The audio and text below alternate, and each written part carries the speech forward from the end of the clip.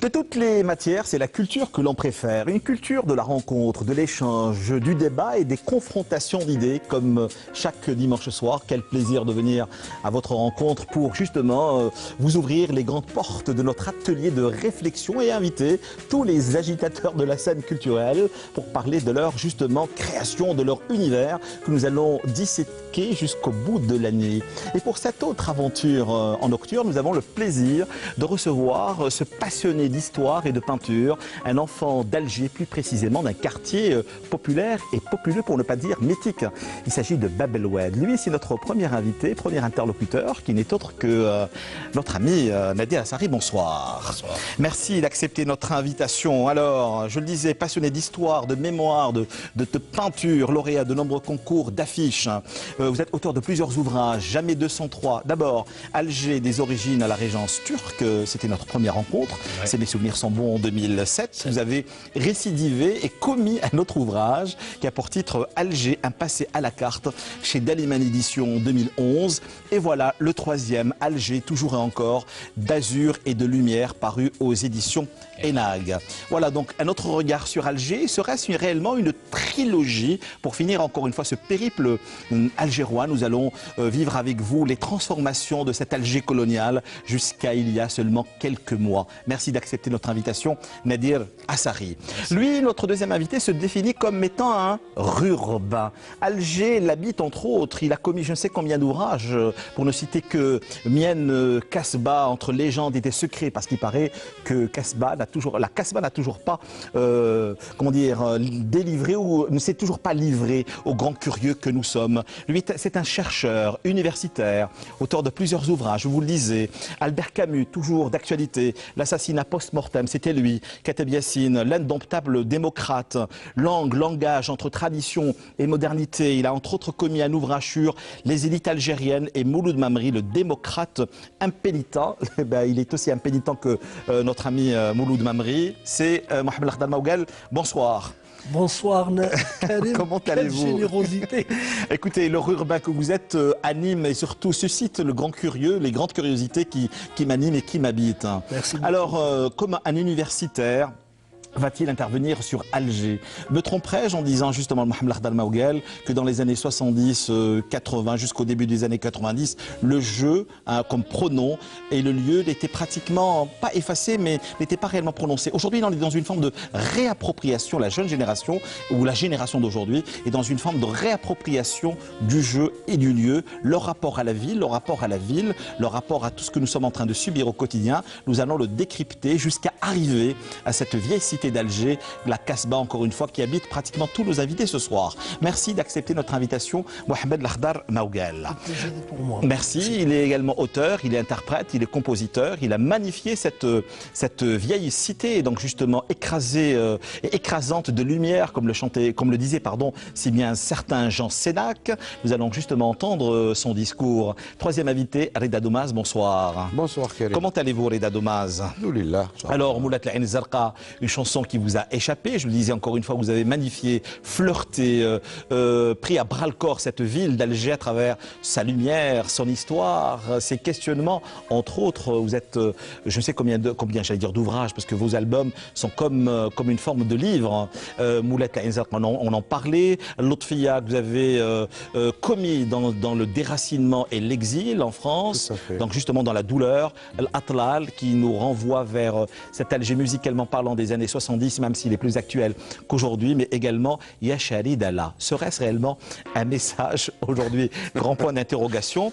Si vous êtes sur notre plateau, parce que nous reviendrons principalement sur cette soirée aux Ateliers Sauvages, à l'occasion de la présentation de la revue littéraire Nejma, donc le regard croisé entre des auteurs ici à Alger, mais également au Maroc. On va revenir sur la performance dédiée au Malhoun et à la musique, donc justement Chabi, à laquelle vous avez donné un cachet cliché assez particulier, j'ai entendu dire.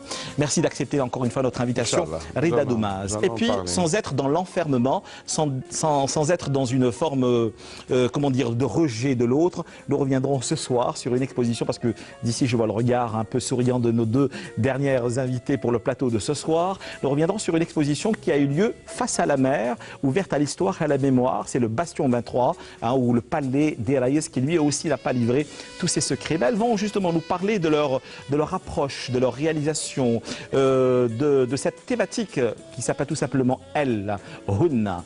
Cette exposition justement qui a eu lieu récemment dans cet espace, je le disais encore une fois, lui aussi baigné de lumière, au Bastion 23. Pour en parler ce soir, nous avons le plaisir d'avoir avec nous Ratiba Eidchafa. Bonsoir. Bonsoir. Vous êtes plasticienne, mais ce soir je vous appellerai Madame la Commissaire. Ah ben, c'est gentil. Justement, 12 femmes qui habitent ce lieu, les reines non pas d'un soir mais de plusieurs semaines, et le chiffre 12 n'a pas été réellement choisi par hasard, n'était pas fortuit, vous le disiez à l'instant. Comment s'est fait le choix de tous ces artistes-là? Pourquoi les femmes seulement entre elles? Quelle est la place de l'homme dans cette histoire? Dans quelle thématique est-ce que vous nous entraînez? Ben, nous en parlerons tout au long de l'émission avec notre 5e et dernière invitée. Pour tout ça, conjurer le mauvais sort. Elle, c'est Amel Benrezala. Bonsoir. Bonsoir, Karim. Comment allez-vous, Amel Benrezala? Ça va très bien, plaisir. Alors, le palais de l'Aïs, paraît-il, vous a donné presque le vertige. Où est-ce que vous allez quelle est réellement l'approche effectuée dans cette dernière exposition où plusieurs femmes, plusieurs générations dialoguent?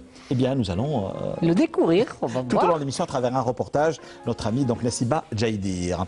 Questions, réactions, suggestions et remarques, cultureclub@entv.dz.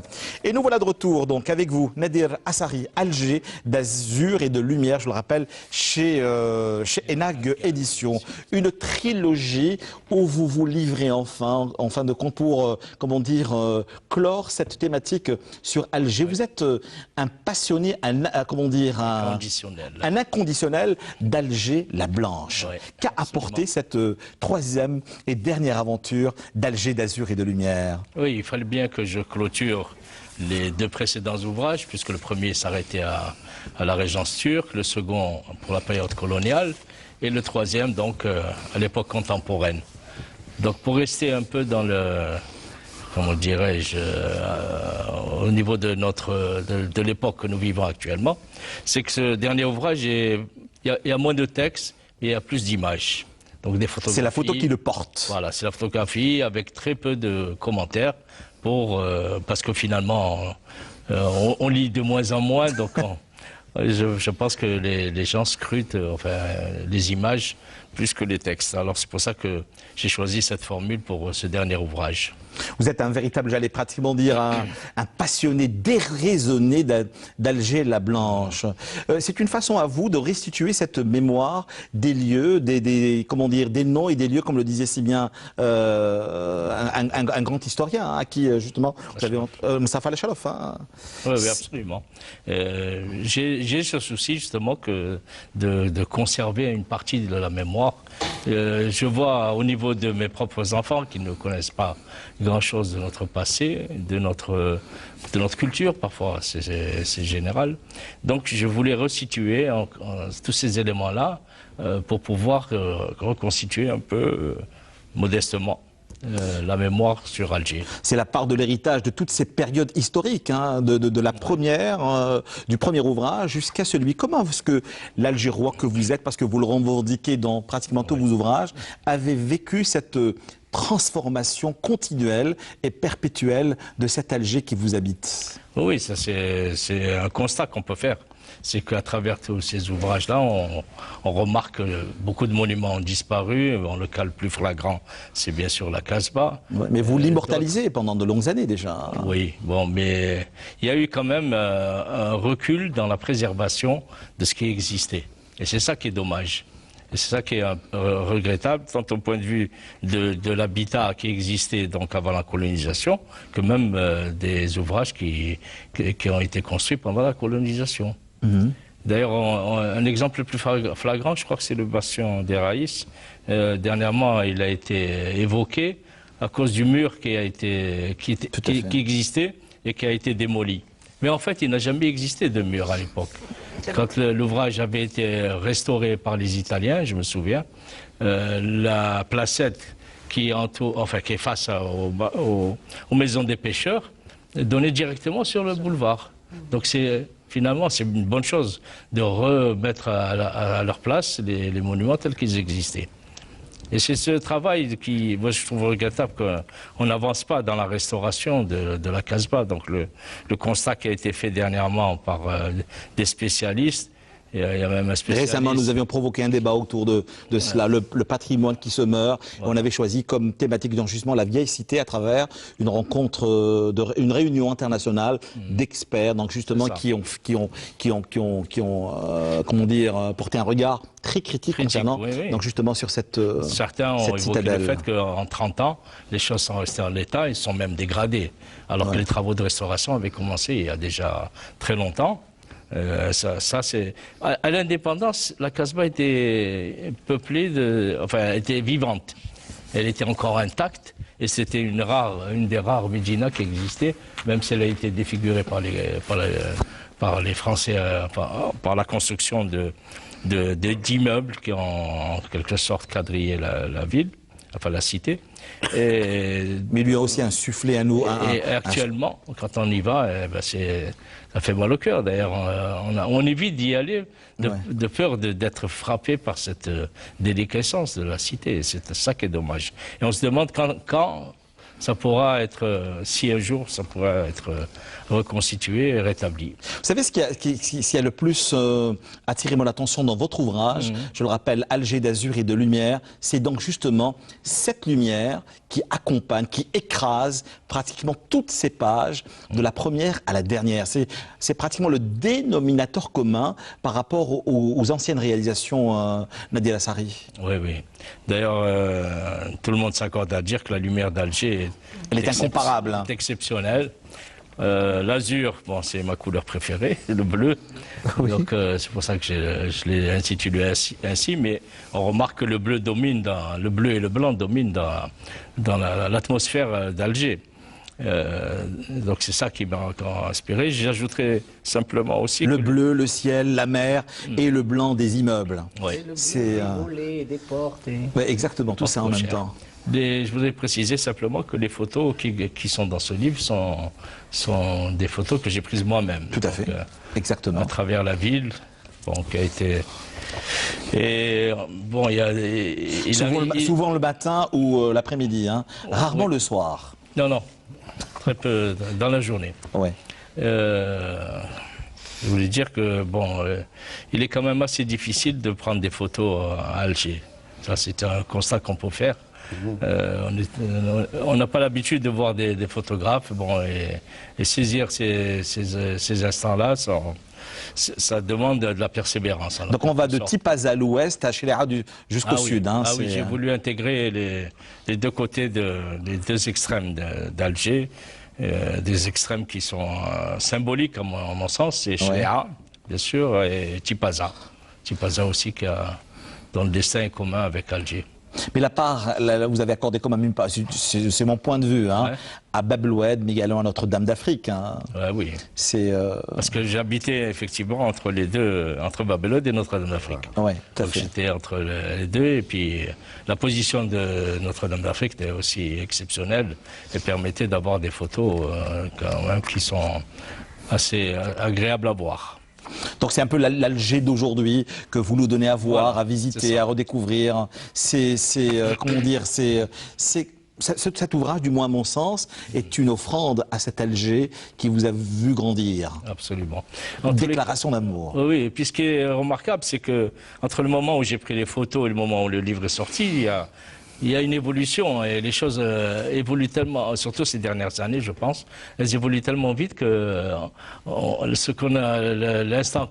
photo qu'on a prise, l'instantané, a été transformée, a été revisitée, retransformée, reconstruit quelques années après. Donc il y a peut-être un décalage entre Donc vous arrêtez, vous immortalisez le temps, Nadia Lassari, à travers ces ouvrages-là. C'est une façon à vous de lutter contre l'oubli ou vos propres oublis et restituer cette mémoire, cette histoire d'Alger aux grands curieux que nous sommes. Non, c'est vrai que je crois que chacun d'entre nous essaie de se remémoriser certains endroits dans lesquels il a vécu et qui ont été transformés par la suite. Donc les photographier, prendre des instantanés de ces endroits-là à un moment donné, ça permet de pouvoir y revenir et voir comment c'était avant. Mais je n'ai pas senti une once de nostalgie dans votre discours ni de votre approche plastique et photographique. Oui, bon, ça c'est en fait, oui, c'est vrai. C'est qu'au début, ce qui motive en quelque sorte l'écrit, c'est peut-être la nostalgie de voir disparaître certains endroits, certains lieux, certains monuments. Mais au fil du temps, on se rend compte qu'il y a parfois de bonnes choses qui ont été réalisées. Donc la nostalgie, elle s'éclipse en fait devant l'évolution, la modernité auquel on accède régulièrement. Depuis tout à l'heure, il me fait signe pour intervenir. Reda Domaz. Ouais, moi, c'est pour profiter de Sinader. Quand on vient par la mer, Oui. par bateau, 9h du matin, on est en face Alger. Bon, quand on dit Alger la blanche, la blancheur là, c'est par rapport à quoi? Au mur de la Casbah ou aux façades coloniales qu'on voit bien peintes en blanc, avec un bleu azur aujourd'hui, etc. Cette notion de blancheur de la Casbah, est-ce que c'est un mythe ou la colonisation nous a volé cette idée de blancheur par rapport à la Casbah pour la donner à ces immeubles osmaniens? Et deuxième question que j'aimerais bien vous poser, si demain on prenait la décision de démolir toutes ces constructions coloniales, est-ce qu'on se réaccaparerait le Casbah? Parce que Malbahar, حتى الدويرات الأولين, on a presque, disons, un goulot 400 mètres de bâti lourd, qui cache la Casbah. Ouais. Moi, je pense qu'il y a les deux. Hein. Il y a la blancheur pour la première question, il y a la blancheur de la Casbah. Ça, c'est clair. Mais il y a aussi les édifices qui ont été... Et c'est ce qui fait l'image Parce que la Casbah, on ne la voit pas en venant de la mer. Hein. Oui. Elle est cachée. Donc on voit un blanc. Oui. Elle n'est pas cachée, mais... Peut-être c'est la lumière tellement... On ne la voit plus. Elle est On ne la derrière. voit plus avec les constructions. Mais ce n'est pas un débat sur la Casbah, faut-il le rappeler à nos téléspectateurs.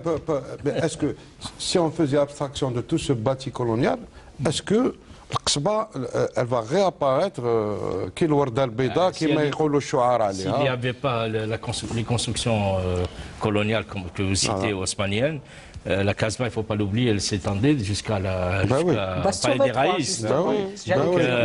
Tout cet espace était construit. Oui. Donc ce n'est qu'à l'arrivée des Français, bien après d'ailleurs. Et les preuves, on les voit aujourd'hui à Sahel Chouhada, les ruines qui sont remontées là. Oui, oui. Donc, Le bleu, le ciel, la mer, et je le rappelle encore une fois, le blanc des constructions, tout ça est restitué dans un très bel ouvrage qui a pour titre donc Alger d'azur et de lumière, pour finir cette trilogie sur Alger la Blanche. Notre ami, je le rappelle, Nadir Lassari, c'est aux éditions Enag. Donc c'est possible de quitter Alger pour aller vers d'autres villes, scruter de nouveaux horizons, vous qui êtes habité par cette mémoire, un passionné de cette ville plusieurs fois millénaire. Vous savez, dans ma vie, je pense que la majorité du temps, je l'ai passé à Alger. Mais là, c'est la fin de l'aventure avec cette trilogie. Oui, c'est la fin de l'aventure, mais il y en a d'autres qui se préparent. Où est-ce que vous allez nous emmener? Parce que là, je me suis, dans ces trois ouvrages, comme je l'ai dit à M. Maouka tout à l'heure, c'est que je me suis contenté de figer ou de fixer les monuments, les lieux, les places, c'est-à-dire tout ce qui est inerte. Ouais. Donc l'aventure qui se prépare après, c'est un peu l'être humain. Ceux qui ont vécu dans ces lieux-là. Donc restituer cette aventure humaine. La culture de la citadinité. L'histoire continue. Comment? L'histoire continue. Oui, oui. On va dire c'est une histoire sans fin avec Nadir Lassari. Oui, mais au fur et à mesure que vous avancez, vous savez, au départ, je voulais faire quelque chose si vous voulez, pour ma propre culture. Hein. Je voulais connaître un peu l'histoire d'Alger. Ouais. Puis ça s'est développé au fur et à mesure. Il y avait un ouvrage que je pensais faire, et puis il y en a eu 3. Il y en aura peut-être un 4e. Bon, en tout cas, j'espère bien qu'il y aura un 4e, parce que moi, non, d'abord le 4e, il me semble qu'il y a une thématique, en tout cas de représentation qui manque, c'est la verdure d'Alger. On avait parlé une fois dans l'émission, je ne sais plus à quelle occasion, de ce manque par rapport aux espaces verts. C'est un problème, il y a des disparitions d'espaces verts. Il y a des disparitions qui se... Vous avez parlé tout à l'heure de Notre-Dame d'Afrique, toute la région de Zrara, qui était une ancienne forêt. Moi, je vous renvoie un très bel ouvrage qui s'appelle L'histoire d'Alger à travers ses jardins. On l'avait provoqué ici même. Un très très bel ouvrage que je conseille à ceux qui nous regardent ce soir. Question-réaction, cultureclub@euntv.dz. Oui, j'ai pensé à ça justement. L'histoire d'Alger à travers ses... Ce qui nous manque, c'est un état des lieux aujourd'hui, de ces lieux de verdure qui ont permis à Alger de respirer. Je pense particulièrement, bon, là, le site existe toujours, je ne sais pas dans quel état il était, mais je ne suis pas parti il y a longtemps, le jardin d'essai d'Alger. Non, il est en très bon état. Préservé. Non. Tant mieux, tant mieux. Mais pour moi, c'est attaché aussi à un fait littéraire de haute volée, la provocation par Alphonse Daudet quand il a écrit Tartarin de Tarascon. Cette délicieuse histoire de Tartarin qui tire sur un âne croyant descendre un lion qui le menaçait. Voilà, un très bel ouvrage que nous sommes venus vous offrir, je le rappelle encore une fois, celui d'Adel Assari, Alger d'azur et de lumière. C'est chez Enag Éditions, c'est la trilogie encore une fois, et c'est en vente libre chez les bons libraires. Bonsoir Mohamed Lardal Maouguel. Je sais combien d'ouvrages, on le disait au sommaire donc de l'émission, parce que vous aussi, vous êtes habité par la mémoire. Kateb Yassine, que sais-je, Albert Camus, les édiles algériennes, Mouloud Mamri et tant d'autres. Votre rapport à Alger, justement, avant d'aboutir et d'aller vers d'autres questions, vous qui avez commis cet ouvrage, j'ai eu du plaisir à présenter il y a à peu près plus de 15 ans aujourd'hui. Miel Kasbah, Entre tes légendes et tes secrets, avec un certain Louis Fontune aux éditions Synergie, mais également Élite comme. Votre rapport à Alger, vous qui vous définissez comme étant un rurbain, vous avez été un adopté, le fils légitime ou illégitime d'Alger aujourd'hui, 55 ans plus tard? Je crois que je suis un fils illégitime d'Alger. Parce que je reste le fils légitime des hauts plateaux et des Aurès. Moi, je suis de l'intérieur. Donc, quand j'ai débarqué à Alger, au risque de me répéter, je suis monté à Alger comme Rastignac était monté à la conquête de Paris. C'est exactement le même. Donc, quand j'étais arrivé en tant qu'étudiant, débarquant de ma résidence, Voilà, et blanc. Voilà, donc je me suis installé à Alger et puis toujours dans la même folie, habité par ce personnage balsacien qui me travaille jusqu'à ce jour. Exactement. Je ne me suis pas contenté de rester à Alger, j'ai enjambé la mer, comme disait quelqu'un, Mengouchi. Et après avoir pris d'assaut Paris, où j'ai vécu pendant 18 ans, je suis revenu au bled. Et je suis revenu... L'appel de la sirène. L'appel de la sirène, parce que vraiment, Alger m'a profondément marqué. Et à l'époque... Elle a marqué je sais combien de générations. Il y a eu cet Alger dans le texte, encore une fois, même si à un moment donné... J'ai eu le bonheur...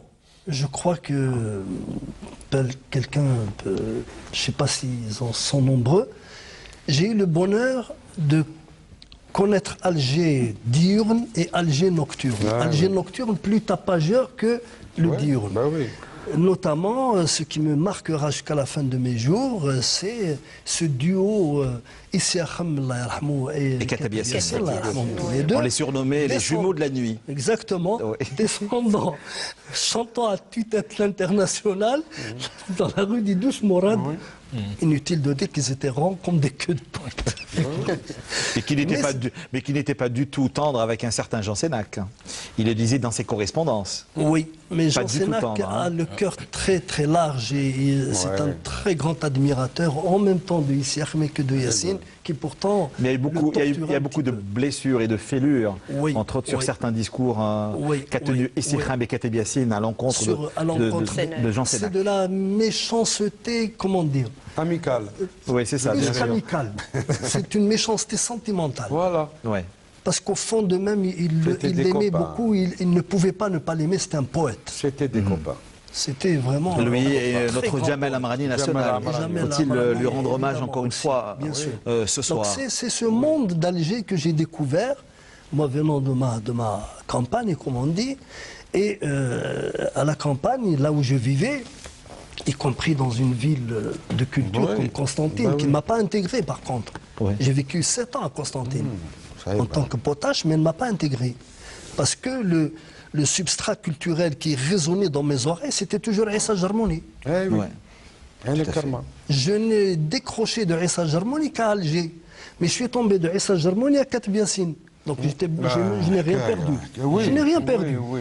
Alors avant d'aborder d'autres questions, n'oubliez pas cultureclub@tv.dz. Qu'est-ce qui a fait réunir Kateb Yassine, Dahmal Harachi, Assia Jabbar, Mouhka G2 dans cet ouvrage Mien Kasba, tes légendes et tes secrets? Comment vous êtes arrivé à les faire dialoguer? Eh bien, c'est aussi le génie des croquis qui ont été établis par Louis Fontune. Louis Fontune, une pensée pour lui, je ne sais pas s'il est de ce monde ou de l'autre, et qui est un homme remarquable, un homme d'une grande générosité et de tendresse, et qui est aussi effacé que sa plume est plutôt percutante. Tout à fait. Et donc, quand on s'est mis autour d'une table, c'est Louis Fontune, donc, en me disant, voilà les dessins, les croquis que j'allais faire. J'aimerais bien que tu trouves les textes Adéquat. qui les accompagnent. Moi, je connais rien à l'architecture. J'ai déambulé dans Alger à partir du repère qu'il m'a donné. Et à chaque fois que je passais dans un coin, ça, tu parlais de nostalgie. Moi, je suis un grand nostalgique des textes littéraires. Donc, ça faisait tilt dans ma tête. Donc j'ai commencé à... Nostalgique, mais vous êtes plus actuel que jamais à travers toutes vos productions livresques. Vous dialoguez avec le moment, l'instant, ceux qui... Disons que c'est ma schizophrénie littéraire. Oui, pour notre plus grand bonheur, Mohamed Lardar Maouguel. Merci Vous avez entre beaucoup, autres Alain. approché cet escargot entêté qui n'est autre que Rachid Boudjela, que vous avez restitué à travers un texte de l'escargot entêté, donc justement ici même, qui reste l'une des œuvres majeures de la littérature algérienne, après bien sûr la répudiation qui reste dès qu'on pense, on part de Rachid Boudjela, c'est d'abord la répudiation, puis arrivent d'autres grandes œuvres. Le démantèlement est une œuvre puissante. Exactement, tout à fait. Puissante, il faut Je le suis tout à fait reconnaître. d'accord avec vous. Alors, comment dire, vous restituez juste une partie de son univers dans l'escargot entêté lorsqu'il disait « Vendredi soir, jour de congé, jour tranquille, je n'aurais pas dû sortir. Maintenant, c'est trop tard. Il m'a vu et il m'a suivi. La mosquée est en contrebas de la rue, neuve et rutilante, moderne pour tout dire. À nouveau l'appel. Elle a un minaret et un escalier qui y mène. Ils ne servent à rien puisque la voix du muezzin est diffusée par haut-parleur. » Alors, pour revenir au texte et à l'approche de tous ces auteurs dans le texte et dans l'espace. Oui. Le jeu est aujourd'hui omniprésent chez la jeune génération ou la génération des années 90 à aujourd'hui. Parlez-moi de cette réappropriation presque forcée. Oui, le problème c'est que c'est une réappropriation par les gens du lieu même. Ce n'est pas une réappropriation. Mais ça n'a pas été le vue cas de pendant une l'extérieur. cinquantaine d'années, Mohamed Lardar Maouguel. Exact, parce que je pense qu'il y a une très grande interrogation ou une inquiétude, c'est selon, de cette génération qui n'a pas connu la guerre de libération nationale, qui n'a pas connu les grands traumatismes, qui vit dans un pays qui s'est, j'allais dire, passez-moi l'expression entre guillemets, qui s'est banalisé comme n'importe quel autre pays, sauf que effectivement, les jeunes n'arrivent pas à s'extérioriser, n'arrivent pas à donner libre cours et en même temps toute l'ampleur de leur imagination et de leur pouvoir créatif. Donc il y a des dérivés comme ça. Mais attendez, ils n'ont peut-être pas connu, désolé de vous interrompre, cette guerre terrible, hein, encore une fois, mais ils étaient dans une violence terrible, celle des années 90. Cette violence-là habite entre autres tous les textes littéraires de ces 25 dernières années, Mohamed Les Lardar textes Maouguel. littéraires écrits, mais dans la chanson, il y a très peu de choses.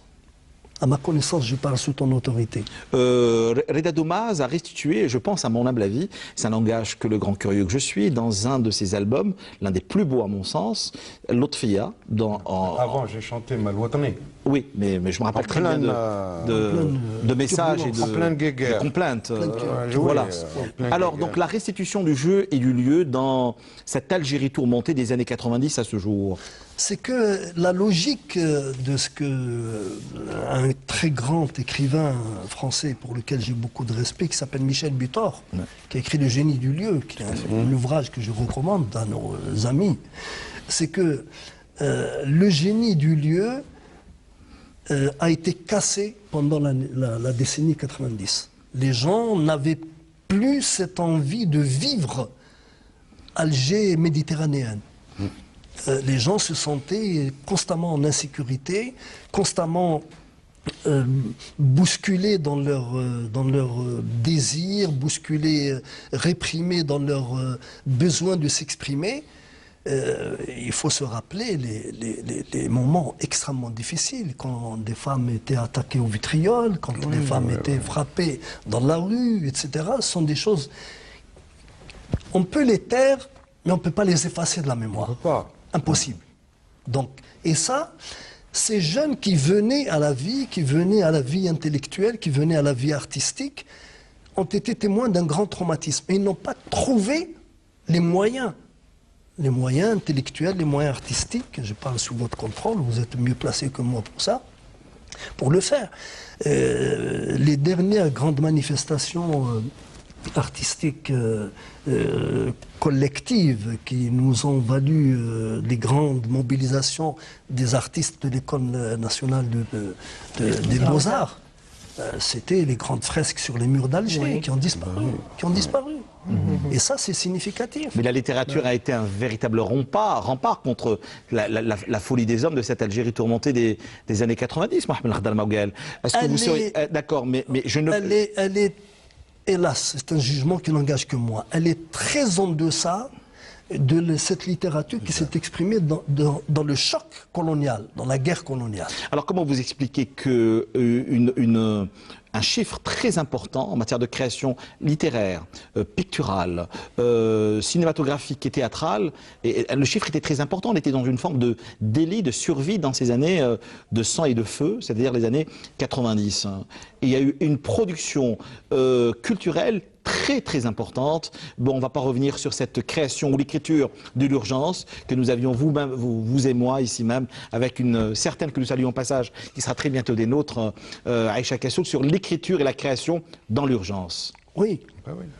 Mais le problème, c'est que pendant la décennie, tout ce qui restait aux gens, c'était de pouvoir s'exprimer. Et donc, ils ont fait feu de tout bois. Y compris dans la chanson en particulier, Morka G2, Double Canon, je parle pas des maîtres. Les maîtres qui sont toujours là, qui ont toujours été là. Mais par exemple, tout ce chant qui était porteur d'espoir, qui a fait long feu, c'est-à-dire n'a pas tenu la route. Oui. Ça c'est éteint. Moi, je pense que c'était... Il y a un relais aujourd'hui, il y a une autre génération. Il y a, je ne sais pas, vous prenez Kamel Daoud, vous prenez Chawki Amaré, vous prenez... Chez les écrivains, on parlait de la chanson, là. Oui, mais je reviens justement à cette écriture tourmentée. On parlait de la restitution, ou du moins la récupération du jeu et du lieu dans cette littérature des années 90 à aujourd'hui. Une littérature portée et habité par la violence jusqu'à aujourd'hui, Mohamed Ghadal Maouguel. Oui, c'est vrai. Je vais vous faire un aveu, je n'ai pas lu Kamel Daoud. Oui. J'ai lu 25 pages de contre-enquête et j'ai remis le bouquin. Bon, c'est une lubie personnelle.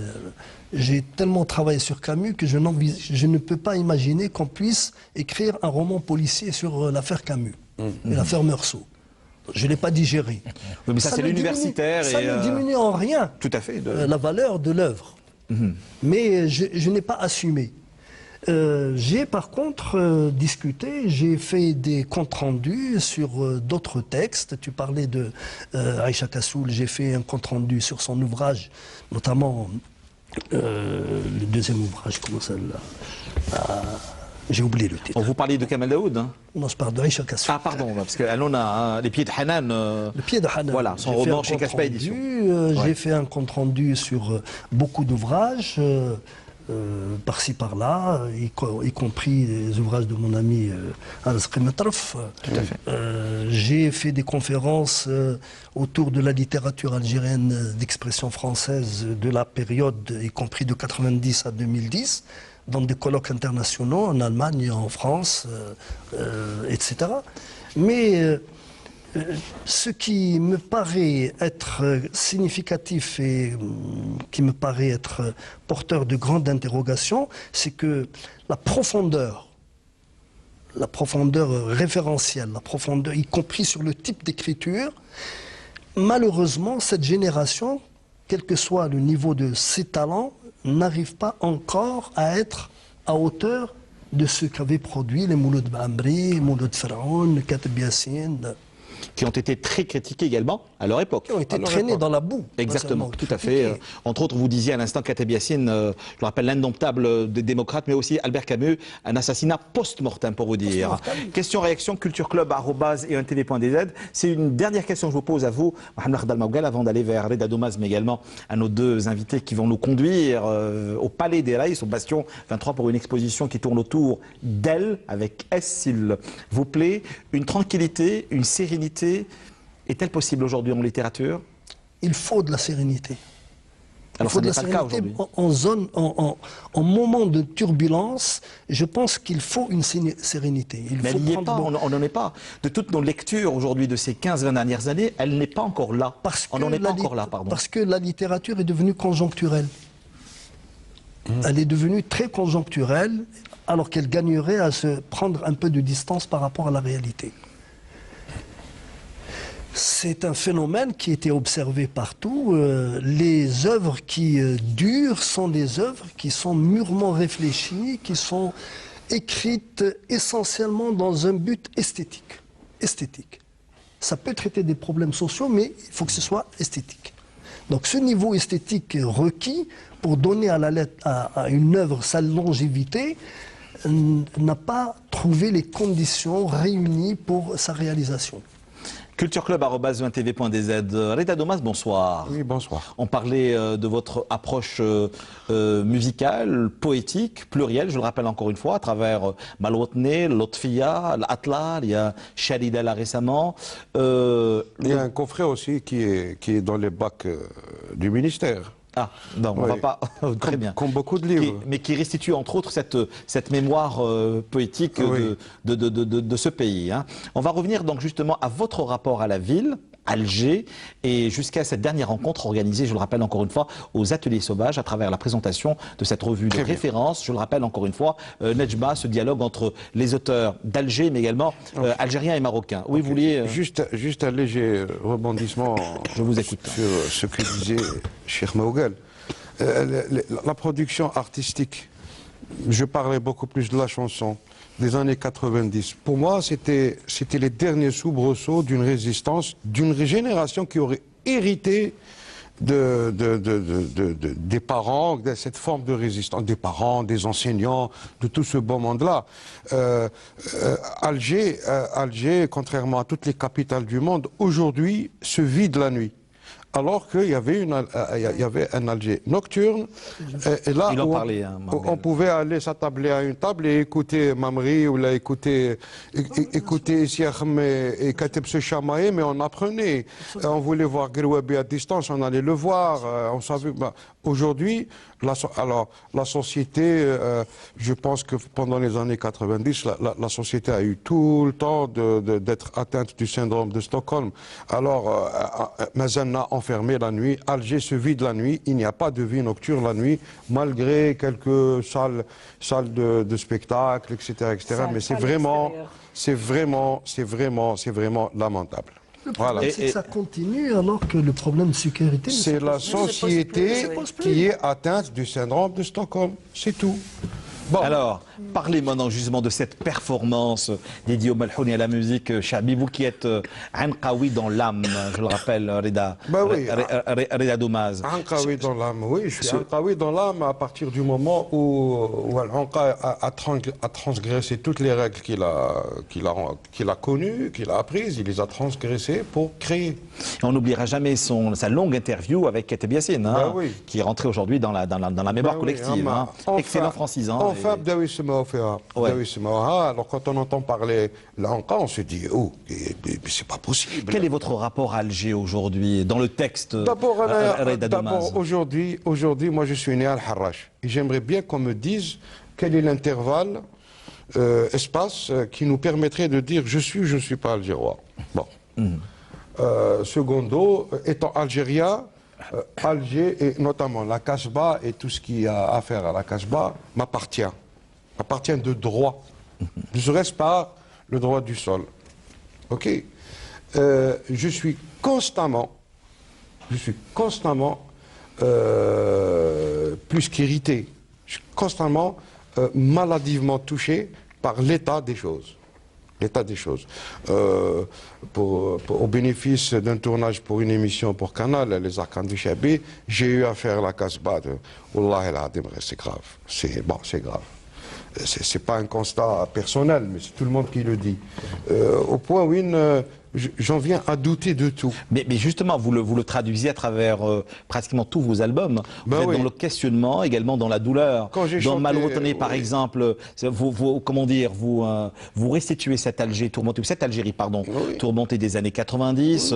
Dans Yachari Dalla également, vous demandez des comptes à tous ceux qui nous dirigent. Dans que sais-je encore, dans d'autres albums, dans Atlal, entre autres, les vestiges d'un temps passé. L'état des lieux. C'est l'état des lieux, oui. C'est l'état des lieux. On peut partir de sa propre maison paternelle qui tombe en ruine jusqu'au pays qui tombe en ruine. C'est un état des lieux. L'Atlal, c'est les vestiges. L'Atlal, d'ailleurs, c'est une forme d'écriture anti-islamique. Donc voilà, c'est à partir de là, moi j'ai chanté le Marsam.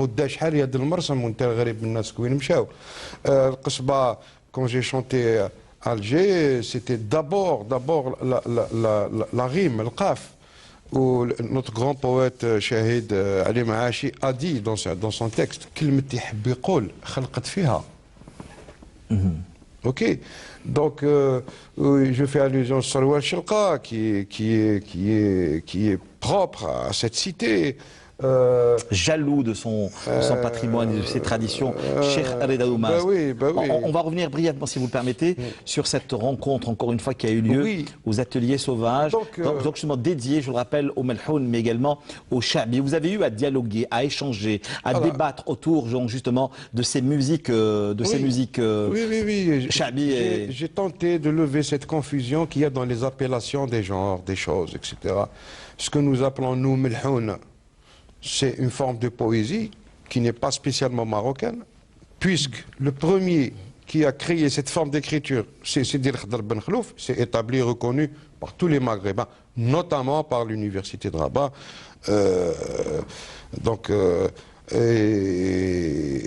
C'est une forme d'écriture qui est née au 15e, 16e siècle.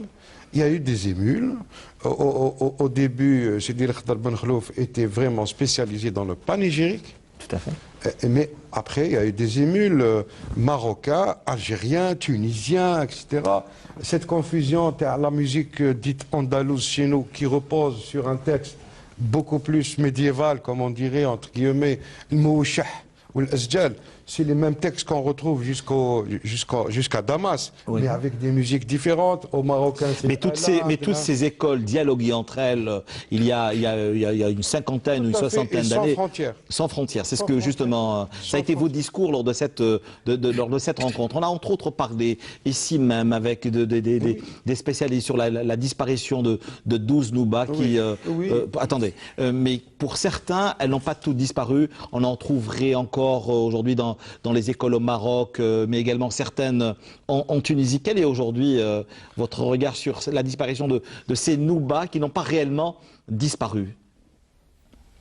Elles n'ont pas réellement disparu. Est-ce que c'est vrai? Est-ce qu'elles ont existé ou pas? Mais moi, je lance le défi, le défi Aux chercheurs, aux musicologues, musicologues aux musiciens qui sont escalités musique andalouse, puisque nous connaissons les modes qui ont disparu.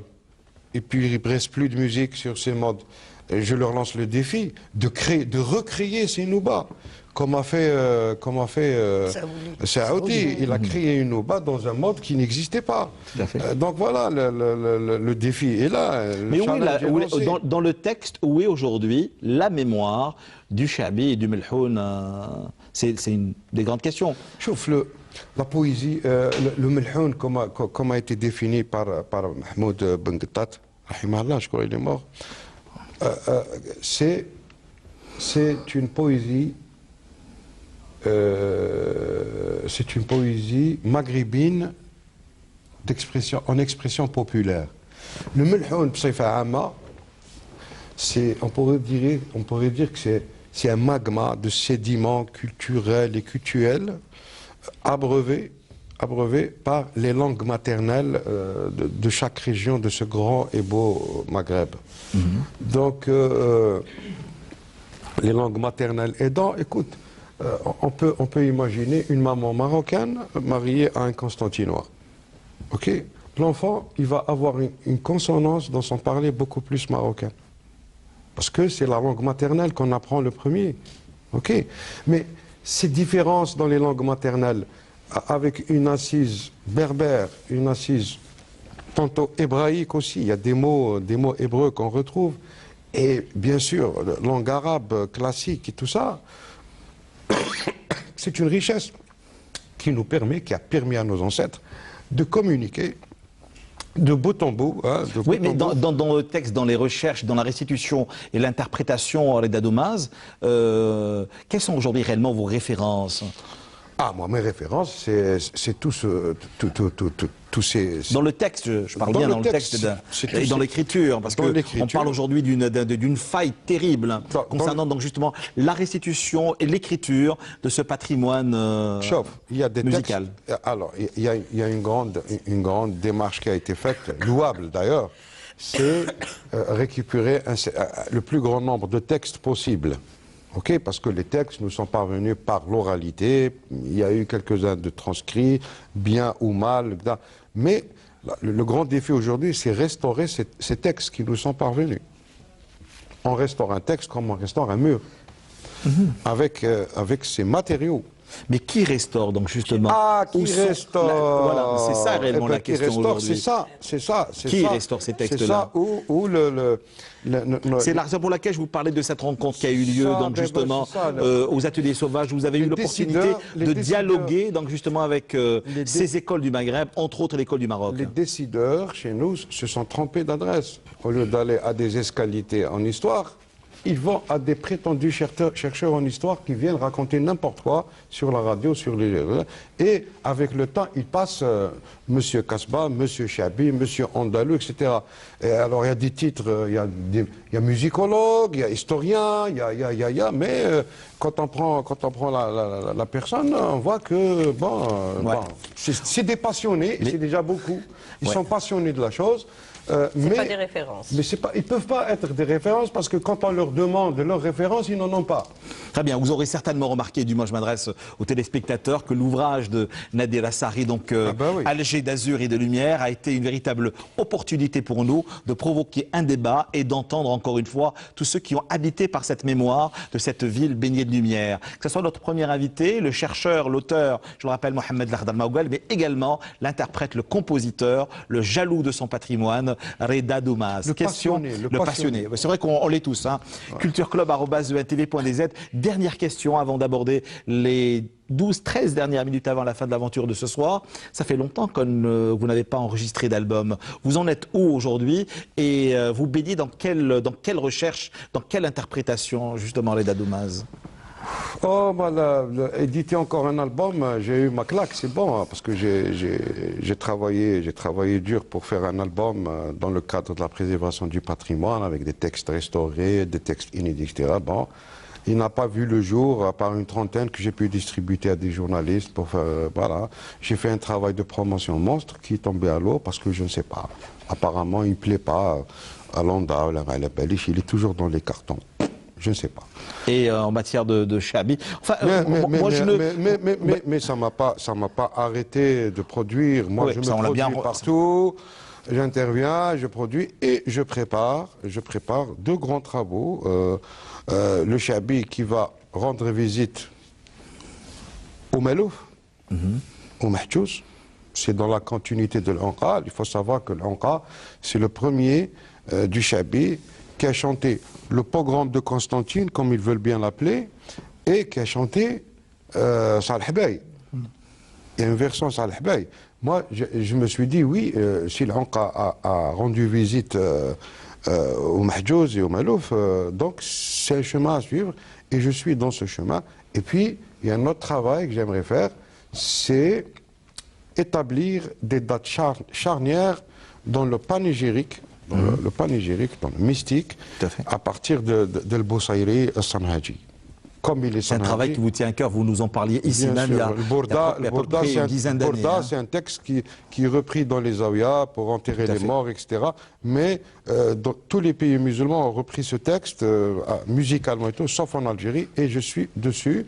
Et puis il y a un autre grand texte charnière qui est venu après le Bourda, c'est الخزنة الكبيرة de Sidi el-Khadr ben Khlouf, sallallahu alayhi wa sallam, et puis El Munfarija qui est venu d'un grand autre Sanhaji aussi, qui n'est autre que Cheikh Nahwi.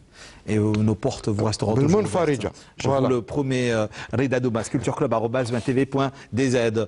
Donc Alger, dans le texte, dans la photo, dans la chanson, mais également dans les arts. Nous reviendrons tout de suite sur une exposition qui a eu lieu donc au Bastion 23, où le Palais des Alaïs pourront parler ce soir. Deux grandes curieuses d'abord, Alatiba et Tchafa, bonsoir. Bonsoir. Donc artiste peintre, je le rappelle, lors de cette dernière exposition, donc Hunna, vous avez été la commissaire. Hunna, pour quelle raison? Les femmes entre elles. Grande question. Voilà, pourquoi En fait, cette exposition, elle a été partiellement improvisée, je vais dire. Elle a été réfléchie après moult expositions à l'intérieur du pays, des salons. Et je me suis rendu compte que quand on expose, nous, les femmes artistes, on se retrouve en très petit nombre. Ouais. Pour une quarantaine d'hommes, on trouve 5 femmes, 6 femmes. Et là, en discutant avec mes copines artistes, je me suis dit, mais pourquoi chaque fois qu'on va dans des salons, on se retrouve comme ça? Et on commençait à parler, et pourquoi pas une exposition? Comme j'ai déjà été organisatrice de Jnen Zahir, un événement qui a perduré 6 mois, où on a parlé de la thématique des jardins d'Alger, justement, avec tous les regards artistiques dans le design, dans la peinture, dans la couleur, dans l'habit. Donc, avec le directeur de M. Belcheb, je me suis dit, bon, pouvons-nous faire quelque chose? Il m'a dit, bon, propose-moi. Et là, j'ai appelé toutes les... Bon, il y a ceux qui n'ont pas accepté, qui ne pouvaient pas... Avec plusieurs générations, faut-il le rappeler. Planning et tout ça. 12. Et 12, il n'est pas fortuit le chiffre. C'est les 12 mois de l'année? Vous activez ou vous... Oui, c'était bien réfléchi parce que je ne veux pas confiner la femme pendant un seul mois. Nous existons pendant toute l'année, nous travaillons, nous réfléchissons pendant toute l'année. Et le 12, là, il est symbolique et cette exposition, elle est multigénérationnelle, en sachant que nous avons la doyenne qui est Zahia Kassi, qui est une élève justement de feu ici à Khem. Et nous avons la cadette, notre cadette Nesma Bouda, qui n'est pas encore sortante des Beaux-Arts. C'est une petite perle, une graine d'artiste qui n'a que 24 ans. Et je voulais attirer l'attention aussi que Alger n'est pas l'Algérie. Tout à fait. Donc j'ai invité aussi, en faisant ces salons-là, en découvrant des artistes, je les ai invités à venir participer à cet événement. Voilà l'idée générale de On ne serait pas réellement dans une forme d'enfermement. Pas du Les femmes entre elles, dans une forme d'exclusion de l'autre, donc justement de pénétrer, de connaître, de dialoguer, Non. de confronter ses idées avec les hommes entre autres. Ça, j'aime bien l'entendre. Vous n'auriez pas posé cette question en faisant une collectif homme. Oui. Croyez-moi que si. Hein. Je ne pense pas, je vous parce qu'il assure en que si. existe beaucoup. Ah non, écoutez, très très souvent, il y a eu des expositions collectives, il y a plus d'hommes que de femmes ou de femmes plus qu'hommes. Je ne suis pas réellement dans cette réflexion-là, mais je trouve ça un peu dérangeant que souvent on a stigmatisé les femmes, enfermé les femmes dans la couture, dans la Oui, cuisine. mais en même on veut temps, aller au-delà de le ces lieu discours s'y éculés. prête tellement. Ouais. Le Bastion 23, il s'y prête tellement pour avoir un univers féminin, chaque femme dans sa rolfa, et venir découvrir de différents univers en tant que photographe contemporaine, en tant qu'installation, en tant que miniature, en tant que peinture, en tant que collage. Donc tous, et dans la provocation avec Nesma Bouda aussi, ces peintures sont provocantes. Donc voilà pourquoi ne pas venir voir ces rolfs avec des univers totalement différents et voir les univers féminins et découvrir ce qu'elles ont dans la caboche, je vais dire. Oui, mais vous auriez pu dialoguer avec l'homme. L'homme est invité à venir voir, justement. On est venu voir, Mais justement. pour la première fois, je pense que vous allez exiger que l'homme soit accompagné Par qui? par une femme. Oui, pourquoi pas. Mais on va pas dans un rêve non plus. Hein. Voilà. Mais vous l'avez dit, c'était un rêve artistique, on va dire. Un rêve artistique. Il faudra toucher avant de rentrer dans une renfort. On vous écoute donc justement. Parlez-moi de ces univers. Donc justement, chacune dans sa spécificité, Oui. chacune dans son approche, chacune dans sa sensibilité. Chacune a son domaine. Par exemple, Ahlam Kourdouli, c'est une installation en photo. Elle s'est prise elle-même en photo en Hayek. Elle se mise en scène. Donc ça rentre dans le contexte et tout. Et Nesma Bouda, c'est l'anatomie, c'est pratiquement le nu. Que des fois ça choque et tout, mais ça existe. Très provocatrice. Ouais. Hein. Mais Elle avait justement, 24 ans seulement, avec un style prometteur. Moi, j'ai adoré sa peinture, Nesma Bouda. Je lui souhaite beaucoup de succès et je suis sûre qu'elle fera un très long chemin. Il y a Jazia Chelih. En fait, oui, il y a différents univers. Il y a des univers de réflexion, et puis il y a des univers de travail, de concentration, de dextérité. Comme la miniature. Oui, Jazia Chelih, la dernière exposition, je l'ai invitée justement sur l'exposition aux Beaux-Arts, au musée des Beaux-Arts. J'étais épatée, j'étais interloquée, j'étais agréablement surprise par ce travail minutieux. Oui, demande beaucoup de patience. De passion qui a duré près de 4 ans de travail. Je ne pouvais que l'inviter dans un endroit pareil pour montrer ses œuvres. Vous savez, le réalisateur me dit, c'est bien de parler de peinture, c'est bien de parler de tous ces univers, mais il faudrait vous montrer tout cela à nos téléspectateurs. Voici un sujet préparé et présenté par notre ami de Bonjour d'Algérie, Nassiba Jaïdir. Regardez, ça s'appelle tout simplement Hounna et ça se passe au Bastion 23, le Palais des Raïs.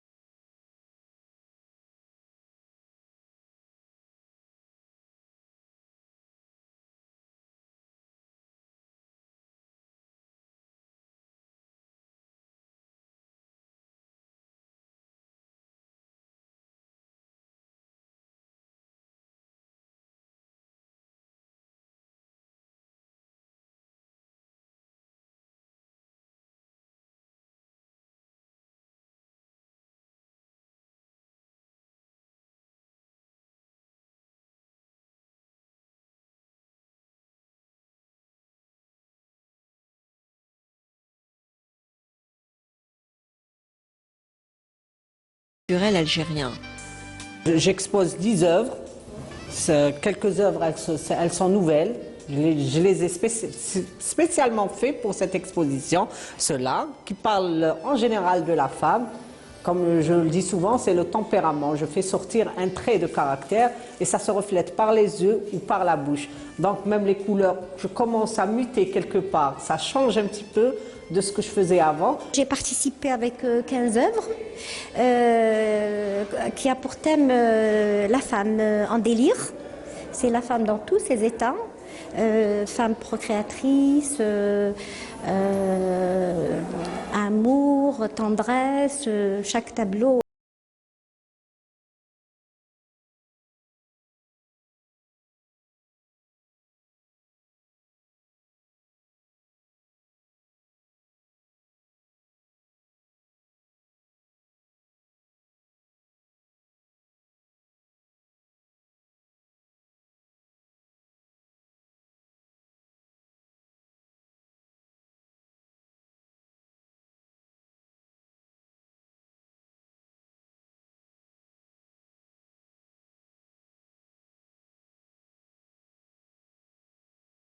Culture Club tous les dimanches de 22h et ce jusqu'au bout de la nuit. Une exposition qui, j'espère, justement va bouger, comme vous le disiez si bien, Alger n'est pas réellement l'Algérie. Pourquoi toutes ces œuvres-là, tous ces univers ne vont pas à Constantine, à Annaba ou dans les régions du Grand Sud, vous en tant que commissaire à Tibaït Chafa? On est sur la même longueur d'onde. Ouais. J'aimerais tant faire justement des échanges comme ça et donner de l'itinérance. Il y a un projet qui est en train de se faire justement dans ce but-là. C'est pas l'Arsal qui manque, c'est pas les maisons de culture qui manquent, justement pour donner un nouveau souffle à toutes ces maisons perdues au fin fond de... Ce serait formidable que les institutions wilayales nous appellent et on peut leur offrir des expositions ou créer d'autres expositions en collaboration. Pourquoi pas? Exactement cela. Alors on attend que ça et il y a des projets qui sont en train de se faire dans ce cheminement-là. Alors cette salamandre, cette approche mystique, elle habite toujours vos univers, oui, Amel Ben Rezala. Moi, c'est spontané, ça vient comme ma personnalité. Hein. Moi, je suis connue pour être spontanée et j'aime pas trop me compliquer la vie, donc même dans mon travail. Je prends mon crayon, ma peinture et ça vient. Est-ce que je me tromperais en disant que l'année 2016-2017 a été très riche en expositions en art visuel, oui. En art visuel. Oui, hein. oui, ça a été, elle était quand même l'une des années des plus importantes. Hein, oui, elle a été très prolifique, entre 2015 et 2017. Ouais. Ces 2 années-là ont été très prolifiques et beaucoup d'artistes, justement. Moi qui fréquente beaucoup d'expositions, il y a eu beaucoup d'artistes et des univers justement totalement différents que ce qu'ils ont l'habitude de nous donner. Mais je reste et je dis que cette exposition-là n'est pas justement pour confiner la femme, au contraire, c'est juste pour la mettre en valeur. Oui. Ce n'est vraiment pas ça le but, c'est tout à fait le contraire. J'aurais bien voulu entendre Cheikh Adomaz au Fostdar, justement au milieu, pour justement habiter de ces univers. Pas de budget pour ça. Oui, ça c'est vrai. Surtout les espaces aujourd'hui, ça reste toujours d'actualité. Les espaces de création manquent terriblement en Algérie. Quand je dis espace, je ne parle pas seulement des salles d'exposition, des espaces qui répondraient aux exigences aujourd'hui des jeunes créateurs. Je suis en train de travailler justement sur ce point-là. Avec le Bastion, c'est de créer des résidences d'artistes et ça va se faire avec les beaux jours qui vont arriver. Et des ateliers avec des étudiants, avec des autodidactes, des enfants. On va essayer de faire vivre tous ces endroits-là qui se meurent malheureusement et qui sont à découvrir autrement que comme des maisons qui ont été les approcher autrement, justement. Oui, c'est une nouvelle approche, justement. Le Centre des Arts fait une nouvelle approche pour venir visiter le prestigieux palais, mais en découvrant autre chose plus contemporaine et une autre vision, justement, des jeunes, des moins jeunes, des artistes, des chanteurs. Il y a eu beaucoup d'ateliers. Oui. Moi-même, j'ai un atelier là-bas, donc voilà, c'est merveilleux d'ouvrir cette... Dernière question, Latiba Aït Chafa, mais également Amel Ben Rezala, sur les espaces alternatifs. Aujourd'hui, il y a une multiplication de ces espaces-là pour notre plus grand bonheur. Vous prenez comment on appelle ça, le Box 24, vous prenez Issu 98. Il y a l'Espaco de Daria aussi. Exactement. Vous prenez entre autres les ateliers sauvages. Aujourd'hui, la jeune génération frappe très souvent à la porte de tous ces espaces-là, parce que malheureusement aujourd'hui, l'espace public ne répond réellement pas ou ne suffit pas. Donc justement, ne suffit plus, parce que quand même le privé maintenant est en force quelque part. Quelque part, mais les jeunes essayent quand même de s'imposer. Et moi j'ai vu pas mal de jeunes qui font un beau travail, parce qu'on en a marre de voir la même chose, on a envie de voir quelque chose de nouveau, de découvrir d'autres univers aussi. Même nous on a envie de voir quelque chose de nouveau. Ça y est, c'est bon, maintenant il faut laisser la place aux autres aussi. Hein. Tout à fait, exactement. L'exposition dure jusqu'à quand? Elle dure jusqu'au... Enfin, elle s'est terminée le 27 mars. Mais vous l'aurez 27 février, pardon. Voilà. Il y a encore une semaine? Non, c'est bon. C'est déjà fini. C'est la raison pour laquelle nous voulions de vous donner envie justement à ceux qui n'ont pas eu l'occasion d'aller voir cette exposition, qu'elle soit dans une forme d'itinérance et qu'elle prenne son envol dans les autres régions du pays. Je l'espère. Voilà, donc vous l'aurez certainement, je vous le disais, remarqué que l'ouvrage qu'Alger, encore une fois, a été une occasion, une opportunité pour nous de provoquer un autre débat, encore une fois, pour entendre la voix de tous ceux qui font bouger cette scène culturelle, qui à travers l'histoire, la mémoire, la photographie, qui à travers la littérature, qui également à travers la musique et les arts plastiques nous a réunis. Alger d'azur et de lumière, je vous le conseille vivement. C'est le 3e cadeau que nous offre Nadir, je le rappelle, Assari. C'est aux éditions ENAC, ça je vous le conseille vivement. Un autre ouvrage qui n'existe malheureusement plus, mais qui a été réédité. C'est Mienne Kasbah, tes légendes et tes secrets, des gravures de Louis Fontu, des textes choisis. Pardon? J'en veux, vous l'aurez en allant chez les bons libraires. Texte choisi par Mohamed Lakhdar Maouguel, aux éditions Synergie, Editcom. Voilà donc cette petite musique de nuit qui nous annonce déjà la fin de l'aventure. Et d'ici, je vois